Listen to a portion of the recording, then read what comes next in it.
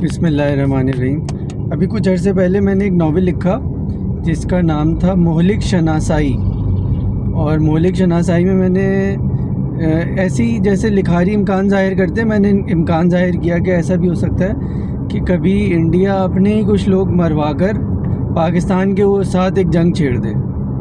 یہ اس ناول کا عنوان تھا یا موضوع تھا، اور مجھے نہیں پتا تھا کہ اس کے تقریباً 2 مہینے بعد واقعی میں پہلگام کا فالس فلیگ ہوگا اور انڈیا جو ہے وہ پاکستان سے جنگ چھیڑ دے گا۔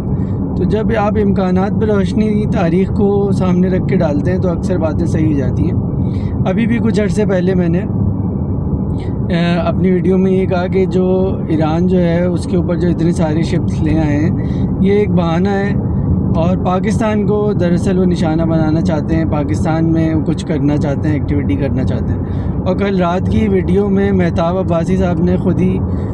ڈسکشن میں یہ بات کی، جو کہ ایک بہت بڑے صحافی ہیں جن کے پاس خبریں بھی ہوتی ہیں اور وہ انفارمڈ بھی بہت ہیں انٹرنیشنل ریلیشنز اور حالات سے۔ انہوں نے بھی یہی بات کی، انہوں نے کہا کہ یہ جو اتنا سب کچھ آ گیا ہے یہ ایسا بھی ہو سکتا ہے کہ یہ ایران سے بھی کچھ بڑا کرنا چاہ رہے ہوں امریکن، کیونکہ ایران کے لیے اتنی ساری چیزوں کی ضرورت نہیں ہے، خصوصاً اگر آپ ایئر کرافٹ کیریئر وغیرہ اتنے قریب لے آئیں گے تو قریب لا کے ایران کے آپ کیا کرنا چاہ رہے ہیں۔ تو وہ انہوں نے بھی یہی بات کر دی کہ ہو سکتا ہے کہ اس میں نشانہ پاکستان ہو۔ پھر کل ہی ایک خبر ایسی بھی آ گئی کہ پاکستان کے ایک صوبے میں 12 شہروں کے اندر جو ہے وہ ایک بہت ویل کوآرڈینیٹڈ ٹیررسٹ اٹیک ہوا، اور ان کے پاس سیٹلائٹس بھی تھیں، ان کے پاس جدید ویپنز بھی تھے، انفارمیشن بھی تھی۔ تو یہ ساری چیزیں اگر آپ لنک کریں ایک دوسرے سے جوڑیں تو بات بالکل صحیح لگ رہی ہے کہ یہ جو اتنے بڑے بڑے شپ آ کے یہاں کھڑے ہوئے ہیں ایران کے پاس، یہ ایران صرف ایک بہانہ ہے۔ دراصل یہ پاکستان کو بھی چیک کرنا چاہ رہے ہیں کہ پاکستان کو ہم کس طرح ڈی اسٹیبلائز کر سکتے ہیں، اور اپنے شپس اور دوسری چیزوں کی مدد سے پاکستان کے جو انسرجنٹس ہیں ان کی کس طرح مدد کر سکتے ہیں۔ اور میرا اندازہ یہ ہے کہ یہ جو اتنے بڑے بڑے ہاتھی یہ لوگ لے آئے ہیں سمندر کے اندر، تو یہ کچھ نہ کچھ یہ اس کے تال میل جو ہے وہ 12 شہروں میں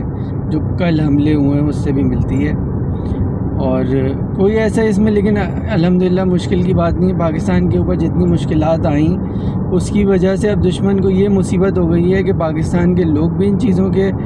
ان چیزوں کو فیس کرنے کے عادی ہو گئے ہیں، پاکستانی فوج بھی بیٹل ہارڈنڈ ہو گئی ہے۔ ایک وقت تھا جب میں یونیورسٹی کے اندر تھا تو جب ڈرون حملہ ہوتا تھا، اس طرح کے دھماکے ہوتے تھے تو کافی بے چینی مایوسی پھیل جاتی تھی، لیکن اب یہ وقت ہے کہ ہم ان چیزوں کے عادی ہیں۔ ہم اگلا دن دوبارہ ایک نئے عزم کے ساتھ شروع کرتے ہیں۔ صبح ہوتے ہی نکل جاتے ہیں بازار میں لوگ، تو وہ پچھلے جو ہے وہ چیزوں کو ہمیں فیس کرنے کی اب عادت ہو گئی ہے۔ جبکہ دوسرے ملکوں کا کیا حال ہے؟ دوسرے ملکوں کو اگر میں دیکھوں تو میں یو اے ای میں تھا، اور وہاں یہ معلوم ہوا کہ یمن وار کے اندر ان کے 2 یا 3 لوگ جس شہر میں میں تھا اس میں ہلاک ہوئے ہیں۔ تو پورے یو اے ای کے اندر ایسا سوگ تھا جیسے وہ پورا کا پورا یو اے ای مر گیا، اس حد تک خوف زدہ تھے وہاں پہ لوگ۔ اور یہاں پہ الحمدللہ ایسا کوئی مسئلہ نہیں رہا جب سے ان لوگوں نے ہم پہ یہ جنگ مسلط کی۔ جیسے اللہ میاں کہتے ہیں نا کہ ایک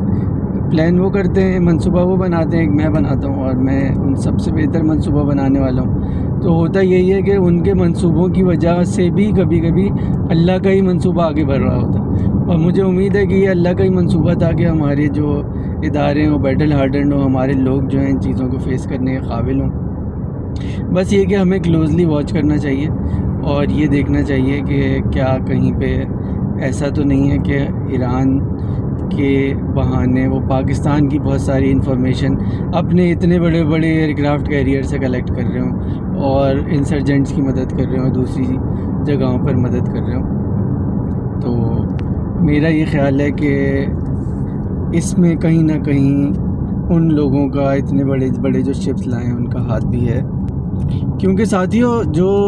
دشمن ہے نا یہ چھوٹے چھوٹے نقصان سے بھی ڈرتا ہے، تو اس کی عادت نہیں ہے سامنے آ کے کسی بھی پرعزم قوم کو مارنے کی۔ تو جیسے میرا شعر ہے کہ اتنا ڈرتے ہیں کہ دھوکے سے مجھے ماریں گے، پھر میری لاش پہ دیوار چنی جائے گی۔ میں دعا مانگ کے ایک غار میں آ جاؤں گا اور صدیوں کی وہاں نیند بھی لی جائے گی۔